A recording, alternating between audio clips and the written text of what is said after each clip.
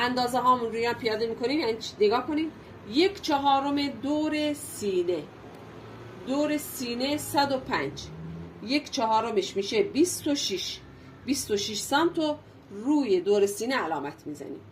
کمر 100 سانت میشه 25، 1/4 دور کمر میشه 25، 1/4 روی خط کمر علامت میزنیم.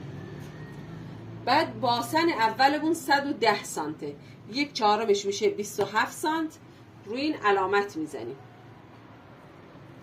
قد لباسمونم از همین گوشه گردن 1 سانت میذاریم، قد لباسمونم 110 سانت علامت میزنیم. ببینید 110 سانت قد لباس رو علامت میزنیم. خب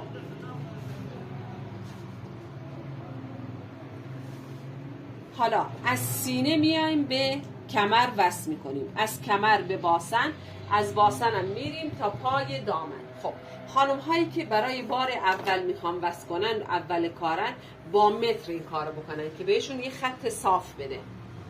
متر رو بذارید و با متر انجام بدید. یک سری ابزار خیاطی هم ما داریم، بهشون میگیم اشل خیاطی، که اونام اینجا به کارتون میاد. الان ما میخوایم حلقه رو بزنیم. حلقه رو از اینجا میخوایم به این بس کنیم. ببینید از اینا بگیرید خیلی کارتون راحت تر میشه. مثل یه حرفه‌ای شما این کار انجام میدید. ببینید این سر اشل رو میذاری اینجا، سر دیگه هم روی این خط رو میکشید. کسایی که بلد نیستن الان دیگه دستشون قشنگ اینو گرفت. ببینید چه خط تمیزه به من داد.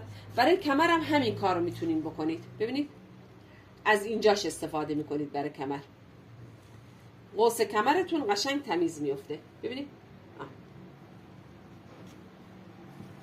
از اینا بگیرید خیلی کارتون راحت میشه. این الان شد الگو کشی لباس اندامی. حالا میخوایم اینو قیچی کنیم. قیچی رو چیکار میکنیم؟ 1 سانت از حلقه، 1 سانت حلقه، بسم الله الرحمن الرحیم، 3 سانت تو پهلوها. قبل از اینکه برش بکنید 3 سانت پهلوتون رو علامت بزنید. ببینیم 3 سانت سینه، 3 سانت کمر، 3 سانت باسن. اینا رو به هم وصل میکنیم و خط برش ما این میشه. میریم تا پای دامن. خط برش اینه. این خط دوختمونه. ما کار به خط دوخت نداریم. ما الان کار به خط برش داریم. 3 سانتا رو بذارید. اگه لباستون اندازه‌گیریتون مورد داشت، آب رفت داشت، به هر علتی بتونید که بعدا جبرانش کنید. خب این شد قد برش پهلو.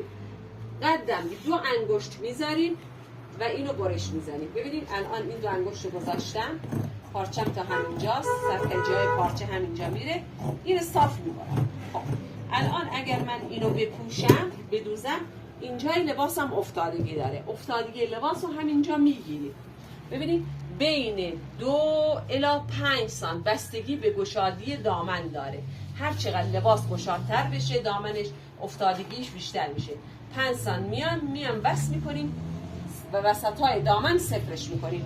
از همینجا اینو برش میزنیم. افتادگیش از همینجا میگیریم.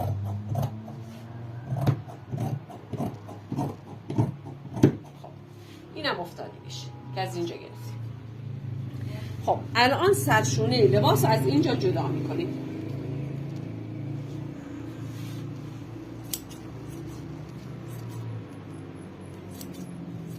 سرشونه لباس رو جدا کردیم. میریم برای برش آستین.